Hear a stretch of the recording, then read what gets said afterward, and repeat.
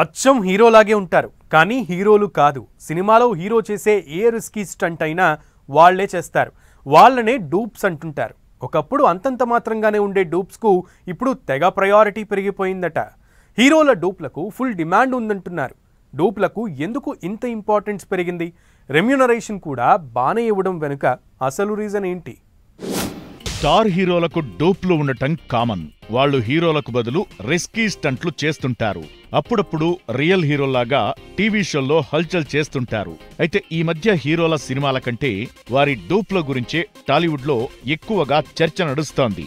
Special గా pan India స్థాయి craze సంపాదించుకున్న స్టార్ హీరోలు తమ సినిమాల్లో బాడీ డబుల్స్ ను ఎక్కువగా వాడుతున్నారని గుసగుసలు వినిపిస్తున్నాయి. కొందరు స్టార్ హీరోలు కేవలం క్లోజప్ షాట్ల కోసం మాత్రమే కెమెరా ముందుకొస్తున్నారట. యాక్షన్ సీన్స్, వైడ్ షాట్లు, రిస్క్ తో కూడిన స్టంట్స్ లో మాత్రం వారి బాడీ డబుల్స్ తో అంటే డూప్స్ తో చేయిస్తున్నారని టాక్. ఒకప్పుడు హీరోలు స్వయంగా యాక్షన్ సీన్స్ లో నటించి ప్రేక్షకులను ఆకట్టుకునేవారు. కానీ ఇప్పుడు పాన్ ఇండియా సినిమాల హవా నడుస్తున్న నేపథ్యంలో భారీ బడ్జెట్ చిత్రాల్లో రిస్క్ తీసుకోవడానికి హీరోలు ముందుకు రావడం లేదట. ఒక మీడియం రేంజ్ హీరోకిచ్చే రెమ్యూనరేషన్ ను బాడీ డబుల్స్ కు ఇస్తున్నారని, వారిని కంటికి రెప్పలా చూసుకుంటున్నారని ఇండస్ట్రీలో చర్చ నడుస్తోంది. కొందరు స్టార్ హీరోలు తమ బాడీ డబుల్స్ తో యాక్షన్ సీక్వెన్స్ లను చిత్రీకరిస్తూ క్లోజ్ షాట్లలో మాత్రమే తమ ముఖాన్ని చూపిస్తున్నారట.